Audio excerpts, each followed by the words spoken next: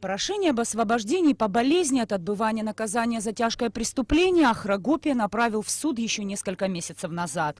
Изначально рассмотрение дела было начато в Гулрыбском суде, так как территориально СИЗО Дранды находится именно там. Однако никакого решения принято не было, так как судьи один за другим брали самоотвод до тех пор, пока в райсуде не дошли до нехватки состава суда. Так дело и попало в Сухумский городской суд к судье Рустаму Чагава. Ахра Гопия уже 4 года за решеткой. Верховный суд Абхазии приговорил его к 14 годам лишения свободы. За время следствия Гопия не раз обращался за медицинской помощью. Состояние здоровья не позволяло ему присутствовать на судебных заседаниях. Несколько раз ему даже вызывали врачей в зал суда. Между тем, здоровье осужденного ухудшалось с каждым днем, да и сопутствующих заболеваний становилось все больше. Врачи создали комиссию и провели экспертизу. В итоге было определено, что Гопия серьезно и тяжело болен. Я могу открыто сказать, как бы это сурово не звучало, пациент, как в данном случае, как у доктора, если вы меня спрашиваете, он бесперспективный. Извините, пожалуйста, за это слово. То есть очень тяжело его лечить, и возможно ли это... Я как хирург говорю, я бы не рискнула оперировать. Комиссия состояла из 4 врачей разного профиля. Каждый из них диагностировал у пациента ряд заболеваний, лечение которых в рамках СИЗО Дранда невозможно. По циррозу печени разнообразием исходов он не отличается.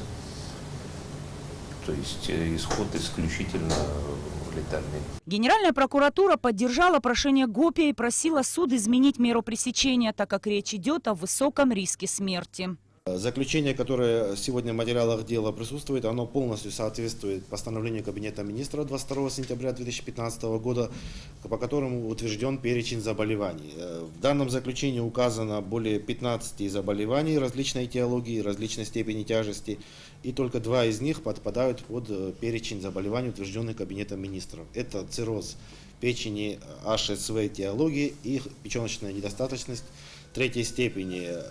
Данные заболевания были выставлены также подтвердились еще и в ходе предварительного следствия. Сейчас у Ахры Гопия диагностирована предпоследняя степень тяжести заболевания печени, гепатит С. И если он не получит соответствующее лечение, то назвать срок, который ему осталось жить, не берется ни один врач. Его заболевание и состояние слишком тяжелое, говорят медики. Оптимальным вариантом для Гопия врачи считают до конца жизни быть привязанным к стационару, то есть постоянно находиться в больнице. Принцип гуманизма никто не отменял, и цели и задачи уголовного преследования законодательства не заключаются в том, чтобы причинять человеку нравственные и физические страдания. Это правильно, четко записано у нас и в Конституции, и поэтому дальнейшее его пребывание в условиях СИЗО – это не что иное, как физические и нравственные страдания, которые неминуемо приведут к летальному исходу. Судья выслушал доводы врачей всех сторон, зачитал ряд приобщенных к делу материалов и ушел в совещательную комнату. Спустя пару часов Рустам Чагава огласил: в удовлетворении ходатайства отказать. Суд не видит оснований для освобождения Ахры Гопия.